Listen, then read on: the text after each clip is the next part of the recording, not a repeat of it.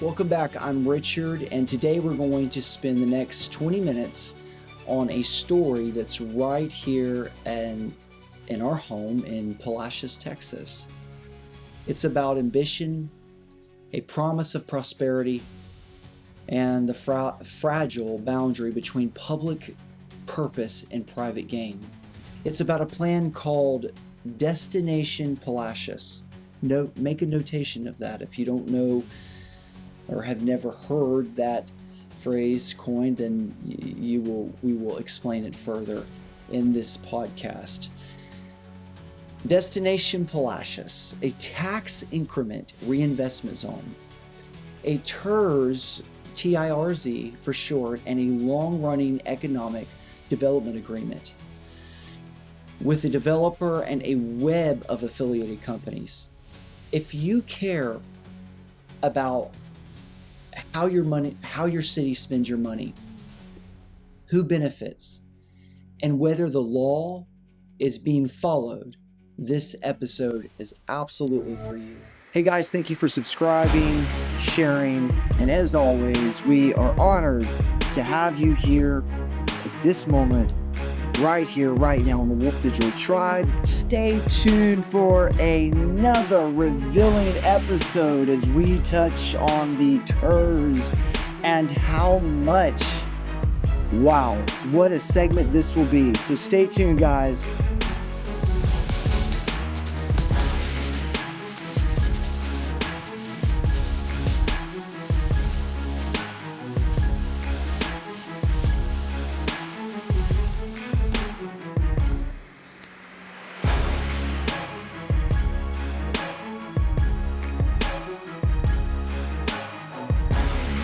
So let's talk about what is a TIRZ. The simple explanation, and honestly, I had no clue what a TIRZ was until researching and upon this investigation, and for absolute public concern and out of public concern. Let's start by grounding ourselves, and we must stay grounded in the facts and what makes something what it is, how it's developed, how it's built, where it stemmed from, what policy, what city charter, what does it have to do with the Texas Open Meetings Act and other laws that govern this and should create a process.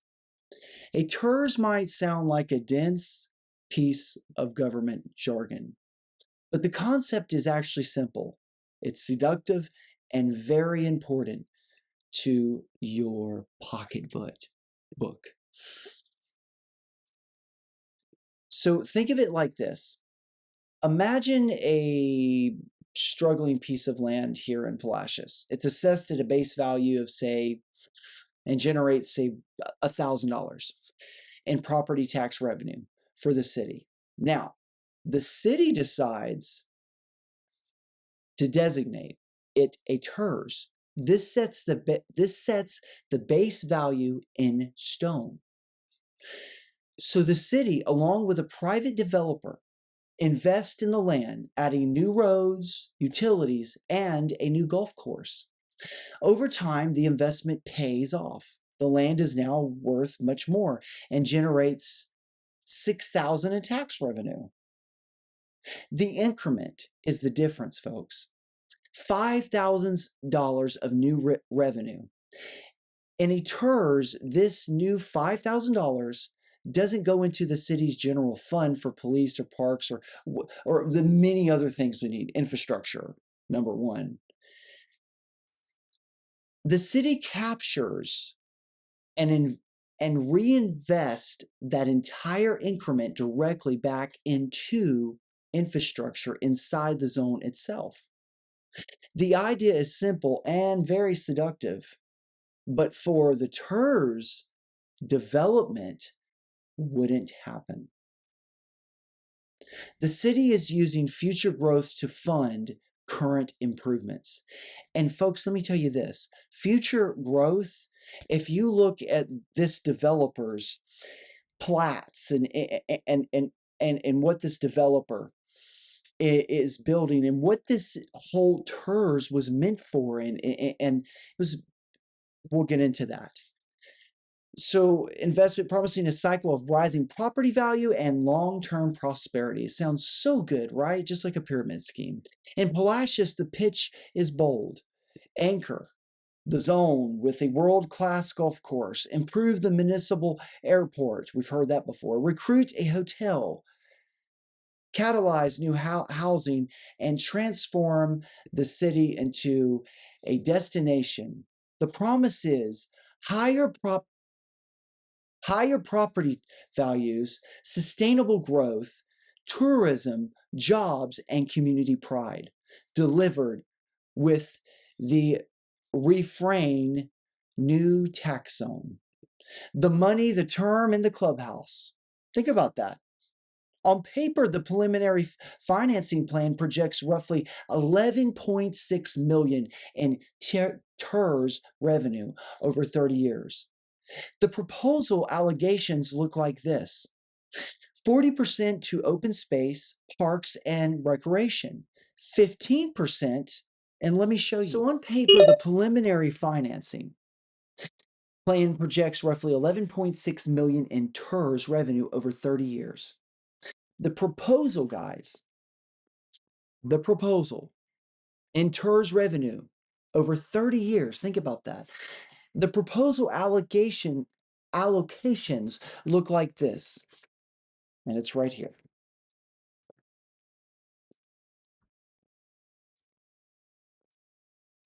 It's kind of small to see, but I'm going to post this. So here we're outlining things, okay? So it looks like this: 40% to open space parks and recreation, 15% to economic development grants, 10% to a golf clubhouse and a park and parking, 10% to stormwater improvements, and the rest to essential infrastructure like streets, water, and sewer. And let me tell you this entire TIRZ was created for the very lowest, in which, let's see, 10%. This entire TIRZ program, this was the reason it was formed. The reason it was the reason the grant is available is for that. Instead, it's built, we're using our tax-paying dollars for a developer. And let me show you this too. This will blow your mind, blew my mind. It's not just this developer is not just the TIRZ, it's everything. I mean, he's the gatekeeper, or excuse me, the developer's the gatekeeper, right? So if you can see this, yeah. So this is everything, guys. PUD. This is everything. I want you to look at this. This is where your tax dollars are going to one developer. One developer, guys. Let me see. Can you see? Yeah. One developer. Look. See that? And what's the developer's name?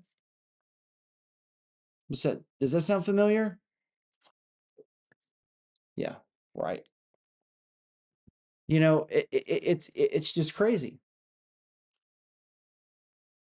Water improvements could have been used for this.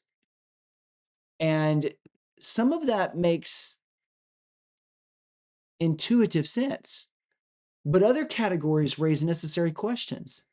A golf clubhouse, is that truly a public facility? Will it be owned by the city?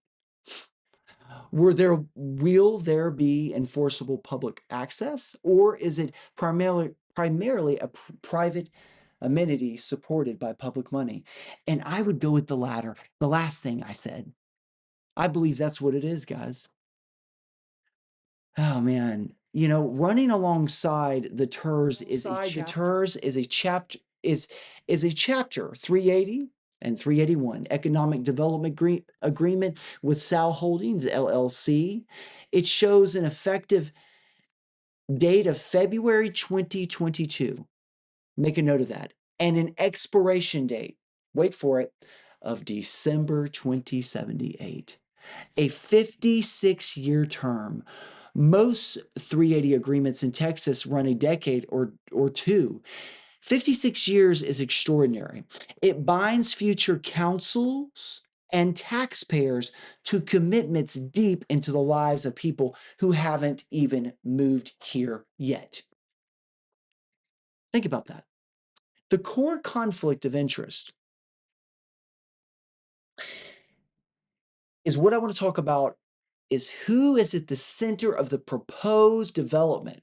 The materials show a network of entities under the control of one person with roles across the developer, the contractor, the engineer, and multiple holding and special purpose companies. And here is the crucial fact that amplifies the risk. We've learned that a key person who serves as the president of Palacios Economic Development Corporation, the EDC, the public agency charged with promoting the city's economic growth, also works directly for the private developer. And is bold and proud about it. Think about it. Let's think about this.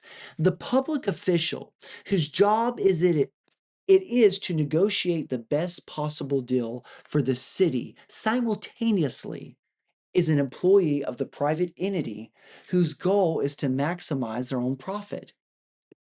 When public money, our tax dollars, whether through a TIRZ or a 380 agreement, flows through, the risk multiply when it flows through. Self-dealing can occur if improvements are scoped, priced, and awarded within a circle of affiliated companies. When public money, whether through a TIRZ or a 380 agreement, flows through, the risk multiply. Self-dealing can occur if improvements are scoped, priced, and awarded within a circle of affiliated companies without robust competition and oversight, procurement laws with substantial interest and entities doing business with the city to disclose and abstain from voting. Local Government Code 176 requires vendors to file a conflict of interest questionnaire, Form CIQ, in which we will be requesting all of this, by the way. If they have business or family ties to local officials, these are not nice to haves. They are guardrails.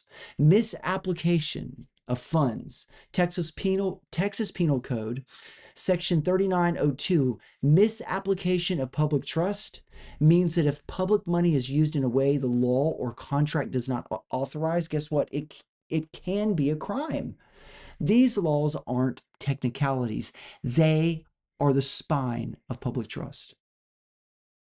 Let's pull these threads together into 6 red flags that the public, you and I, everyone should know and insist on resolving before a single dollar moves.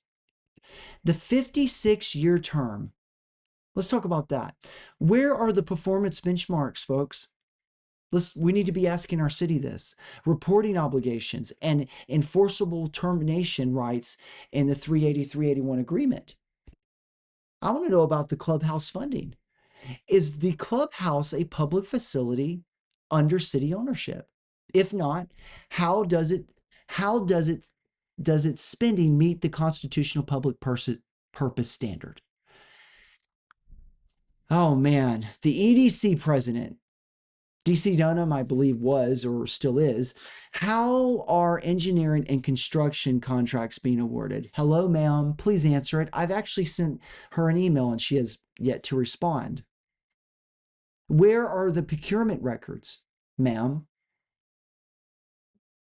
Bid tabulations and the form CIQ and disclosure affidavits for all parties, including the CDC president, who also works for the developer, who also is a consultant for Ed Shell. She landed that wonderful land grab deal.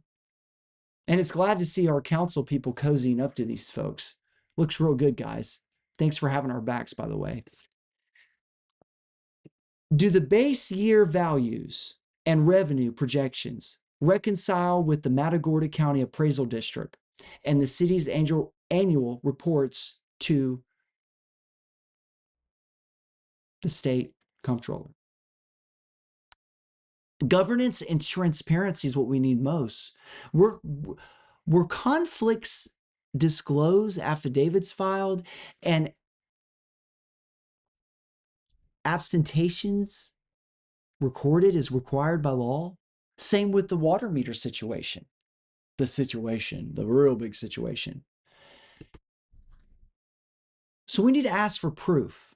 Accountability starts with records and verification. The city should produce the TIRZ creation ordinance, the project and financing plans, and the full executed 380-381 agreement, procurement files, and all conflict of interest disclosure from officials, vendors should be accessible to all of us. We shouldn't have to fill out these FOIA requests and go through the bureaucratic just mess.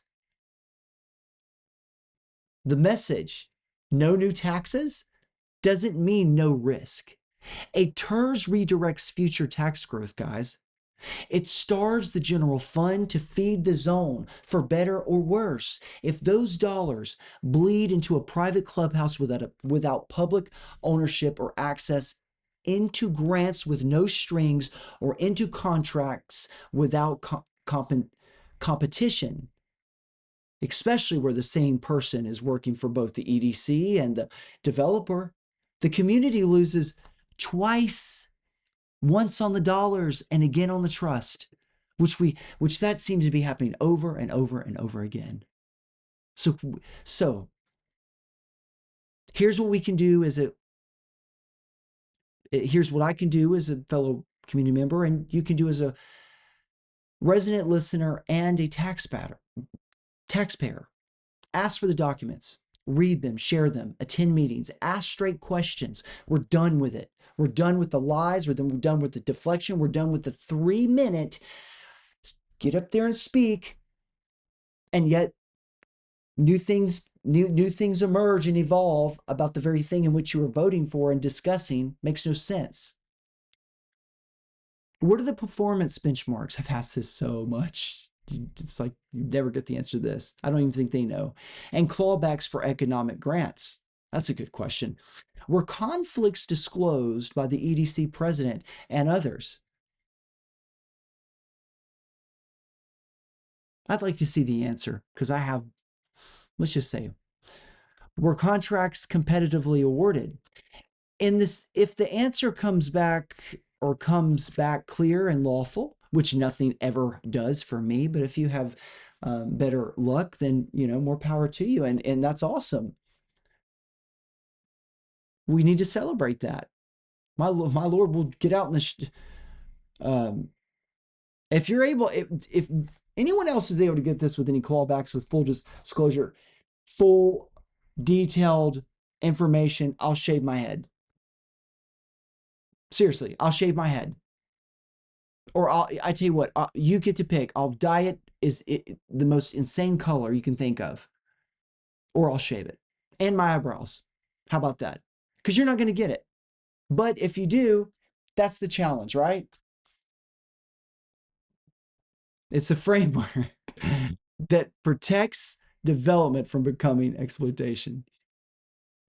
I'll close with this, guys. Remember, hey, I'm a man of my word. Eyebrows and everything. I'll close. So are you up to the challenge? Palacios is a place of it's a wonderful place that I've come to love, guys, very much, and I care very much. I know a lot of people, are a bit standoffish and to a newcomer, and look, trust is earned, respect is given. All that I'm asking, and at the end of the day, to most people, they'd say, well, what does it matter what anybody else thinks? I do. I actually care. I care what you think. I care about your input. That's why I'm here. That's why I'm discussing this. Yeah, yes, I'm very zealous. I'm very fiery. But you don't know. Well, yeah, I can't say what you don't know. I'd be very presumptive of myself. but I love this community and I love the people. We can, if we uproot this regime together collectively and we say no more. If I had my way, I would just walk up there and say, ladies and gentlemen, hi everyone. It's been nice. We appreciate everything you haven't done, but pack your things and you got 30 minutes to leave, council included. You know, they change council members. Let me put it as a side note. It's so funny how they change, and I see who the new good cop is now. So good luck with that. But unite together and let's tell them, hey, 2-week notice. That's what we all should do. Send them a 2-week notice. I think that's fair enough. You have 2 weeks to vacate the premises. We no longer require your services. Thank you guys. God bless you. As always, Richard Wolfe checking out.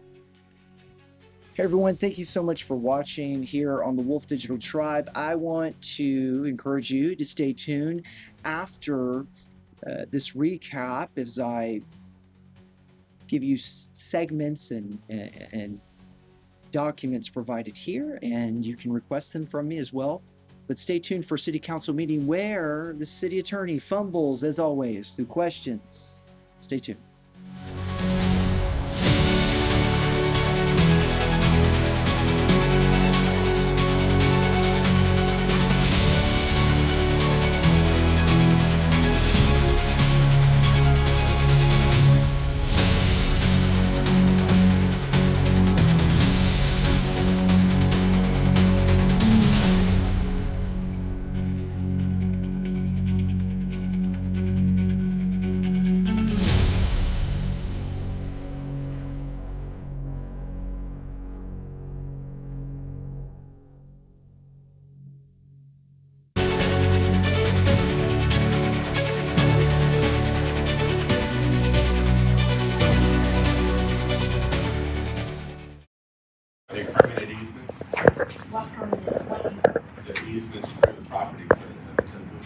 Three documents. Permanent easements. I don't know that answer. But unless we reserve something, all we're letting go is, we're not letting go anything that we still own other than the abandonment of the right of way. So we can't give away anything to the Palacios Seawall Commission has. We can't give away. And on top of that, Mercer has said it doesn't affect this area. Yes, I didn't mean to talk over I didn't mean to talk over I'm sorry. I was looking because it says C Exhibit B, and I don't have Exhibit B in here. What is Exhibit B? Probably I don't class. know. It's probably the map. Do you have it in yours?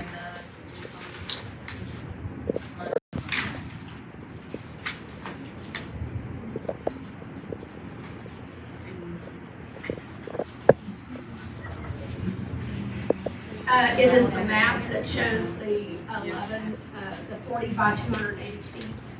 Is it this? Emory. Yes, that one. Yeah. Would you have, I don't have that. Left hand appraisal. I don't have. I think it was in last month.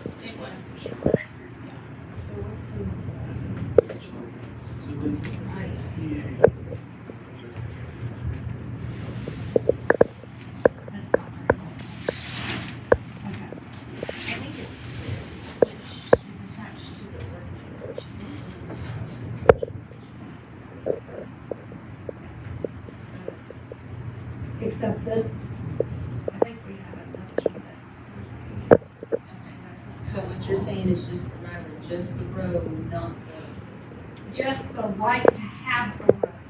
just the right to have the road. Because we don't own the land. We own the right to have the road there. Oh my Which is how most of right of ways are. That's mainly, so it's. I just wanted to see it on the map, I'm sorry. I'm And not then, trying to be and then, difficult, I just want to see. and then there's a second. Yes, and then there's, how far do we go through there that's still city property because there's a fence there blocking, Where? it's locked up right now. Yeah. It's right here on the side. On eight. Yeah, going all the way to the water. That's on 8th Street though. Yeah, The and that's sign 8th Bob's Street, talking so- about. Right. Does it- and I think that if out you keep too. scrolling. No, what, That was the yeah, fence, that's right? right. Okay, so that's what I'm gonna ask. So we got fences, we got Yeah, right. fences everywhere, with And I'm chains not- on them, brand new chains. But I'm not, is that the area Larry may speak to this, that is leased? Yeah, they lease in that area that they're trying to buy. Trying to buy. The dock, city dock, they call it city dock. They've already Oh, leased that. yes, that They- portion, yeah. but on 8th Street, isn't there something down at the bottom too? Yeah, well, 8th Street, what they got now is 8th Street itself from Main Street to, I think their location. Y'all have the right to rebuild 8th Street, the infrastructure, and maintain it for life. Yeah, where's that But was? the easement down, the 80-foot easement that continues down 8th Street, they don't know.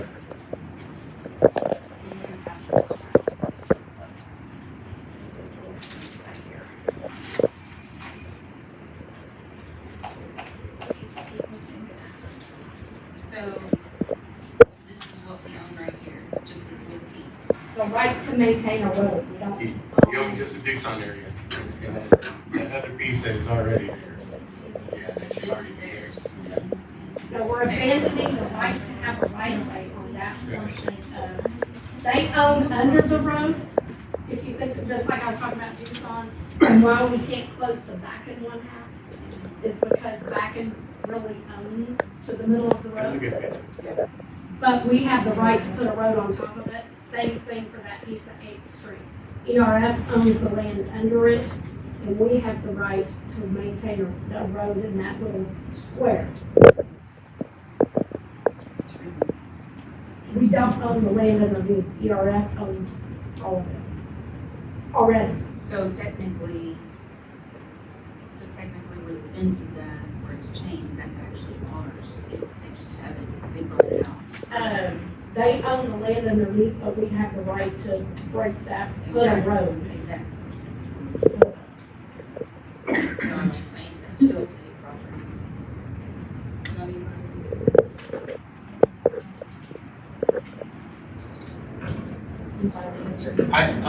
When you say they own the land underneath, they own the land underneath the easement to the dock. Is that what you're saying? I'm not saying anything. I know what you just said. We own the right for a road, and they own the land underneath it. Yeah, so on this piece of paper,